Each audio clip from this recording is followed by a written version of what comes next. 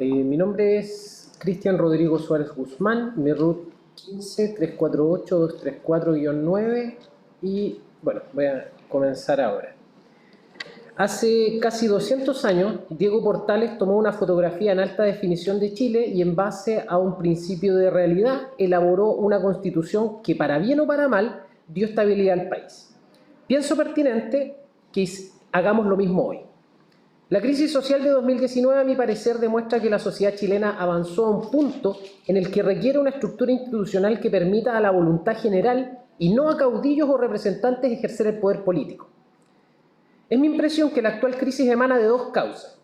Primero, la necesidad inconsciente de la sociedad por diluir el poder político que actualmente está altamente concentrado en la figura del presidente de la República, quien al ser solo una persona no da el ancho para poder cumplir tantas responsabilidades políticas.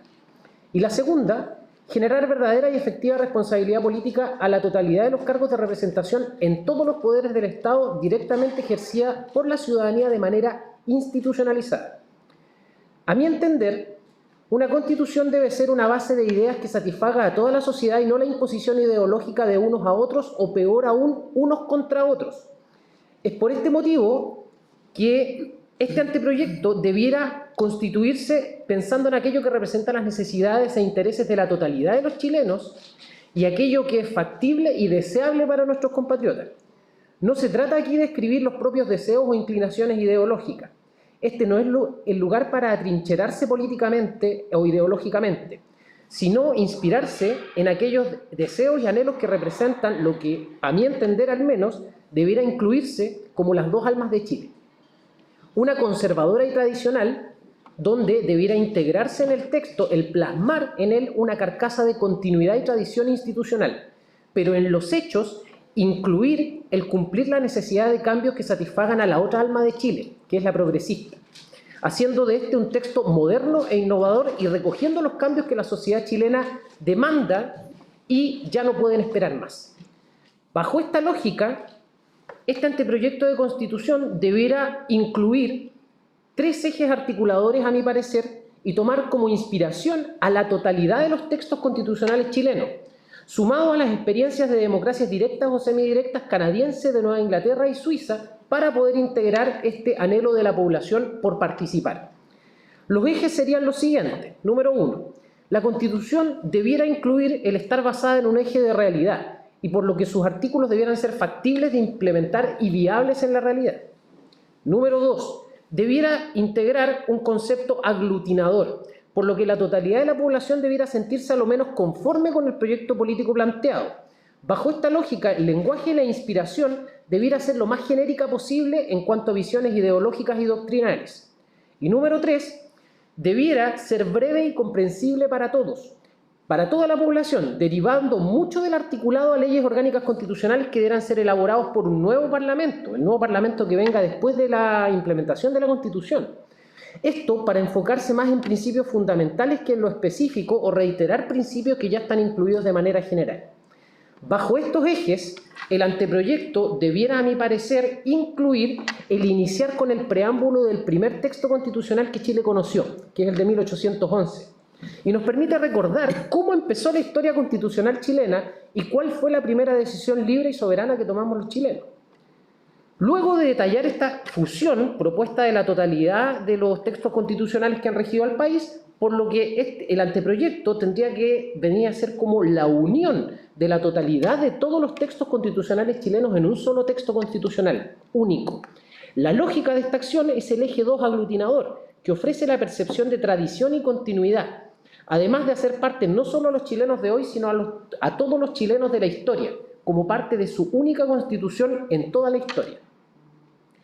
El primer capítulo yo creo que recoge de muy buena forma, el del anteproyecto actual, los fundamentos teóricos y prácticos en los que se debe basar el Estado de Chile, explicando detalladamente estos principios que permiten una amplitud tal que incluye y acoge a la totalidad de los chilenos.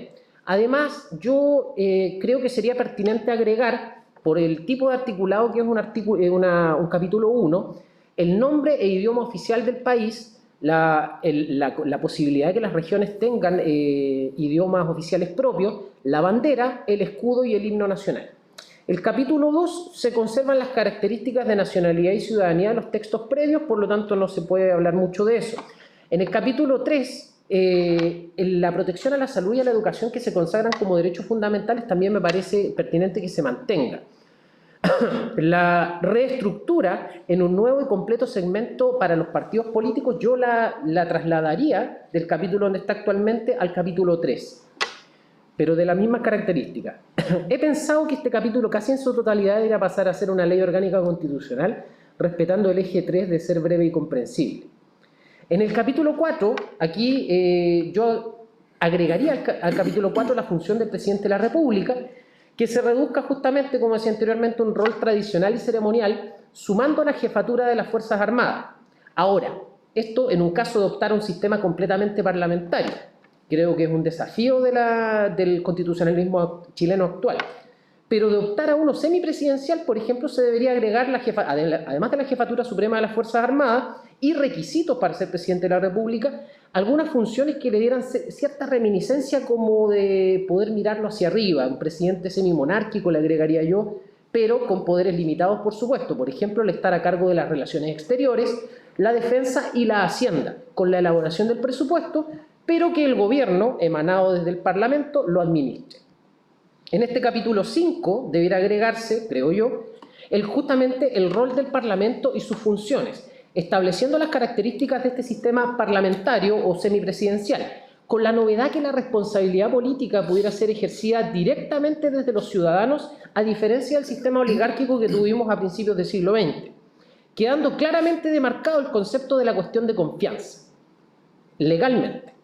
La explicación del sistema bicameral también yo creo que debería agregarse al capítulo del Congreso Nacional, porque se debe hacer, y también es un debe que ha tenido el constitucionalismo chileno, una diferenciación más clara en la composición de una Cámara de Representación Territorial y Tradicional, o sea, el Senado, y otra política y popular que genera el gobierno.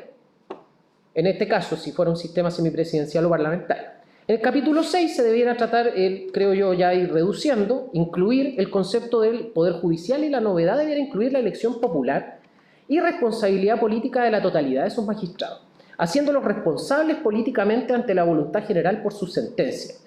Su elección y sus sentencias deben ser revisadas por el soberano. Y ahí se termina este problema del apego estricto a la ley por ser la ley, dejando de lado la justicia. La nueva división interna, ya esto en el capítulo 7, la administración interior del país, ahí podríamos jugar un poco con la composición de los capítulos, debiera integrar una democracia semidirecta y una regionalización con desconcentración y descentralización totales, con organizaciones locales herederas de las antiguas juntas de vecinos, que concentren ahí todos los poderes del Estado, pero a su vez permitan anular entre sí propuestas demasiado radicales o no mayoritarias, garantizando a toda la población la toma de decisiones a nivel local y permitiendo el intercambio de propuestas del ciudadano con las entidades superiores dentro del sistema institucional, solucionando el problema de dar institucionalidad a la voluntad general.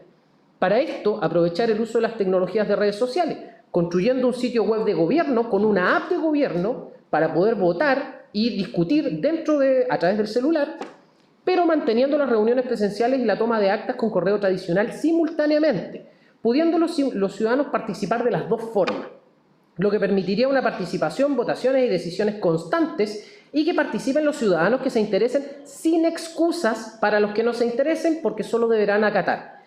El capítulo 8, creo yo, debiera condensar todo el resto, que es justicia electoral y reformas a la Constitución. La idea general es transitar desde esta figura del líder con amplios poderes del presidente de la República a la figura representativa del nuevo texto, para responder a la lógica de eliminar estos liderazgos individuales mesiánicos y reforzar la responsabilidad política y el poder de los ciudadanos. Es mi percepción que al escribir una Constitución debe ser en la lógica de la necesidad y los intereses de los chilenos, y no aprovechar de atrincherar ideológicamente la Constitución, el error que siempre se ha cometido históricamente a expensas del interés de los chilenos. Debe primar el principio de realidad y no los intereses o deseos particulares, sino los de todos los chilenos. Gracias.